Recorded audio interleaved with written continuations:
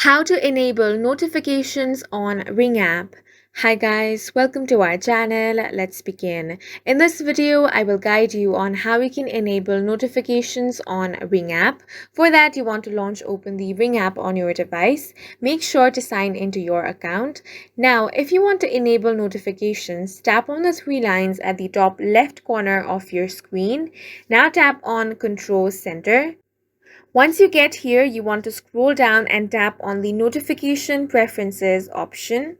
Now tap on Emails from Ring. Then scroll all the way down and tap on Subscribe to All Emails option. Head back. Now tap on the mobile option and make sure that you have subscribed to mobile push notifications as well. Once that is done, you want to tap and hold on the Ring app and tap on this eye icon, which will take you directly to the settings. Here, tap on the notifications option. If the notifications is not allowed, simply toggle this button.